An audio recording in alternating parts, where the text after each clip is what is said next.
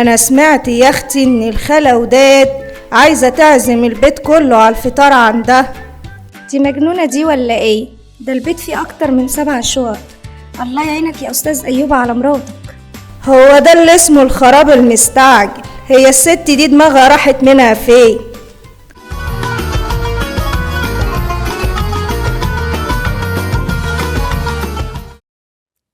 اسمع بقى يا أيوب، يا أخويا من ساعة الكورونا والعزومات واقفة والدنيا ناشفة، وأنا بقى وحشتني لمة رمضان وناسه الحلوين. فأنا بعد تفكير عميق قررت أعمل عزومة لكل حبايبنا. فكرتي وقررتي؟ هو أنا شفاف ولا حاجة؟ ولا ما تكونيش شايفاني؟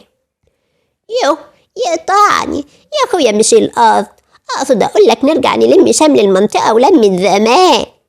وهي اللمة دي مش عاوزة مصاريف ومشاوير، ولا هنعملها وردحي لما نشفع على الماشي يعني؟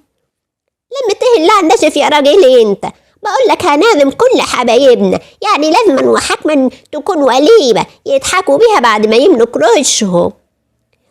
اللهم طولك يا روح، كراهية وداد، انت مخك كراله حاجة.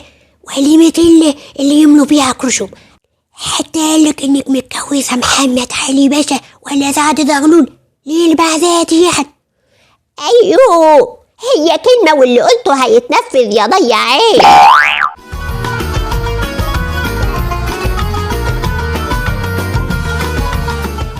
ايه يا مدبرة البيت، ايه يا ملكة، ايه يا ام المفهومية يا كريمة؟ مرتاحة دلوقتي؟ مرتاحة والبيت مفهوش رغيف عيش نفطر بيه؟ يا حالب شهر كريم مبارك يبقى فقير بسبب طش ست مهملة وانانية. طول بالك بقى يا ايوب، كنت غلط واعترفت لك، اعمل لك ايه يعني؟ اموت لك نفسي؟ وليك انت بكحي صحيح اللي اختشوا ماتوا يا حالب.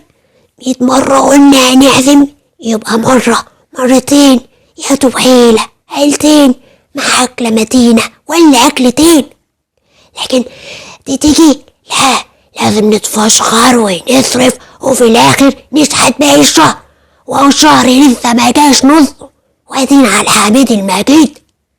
يعني كل اللي يهمك ان مفيش اكل، ولا اهتميت ببطن اللي بتتقطع من ساعتها؟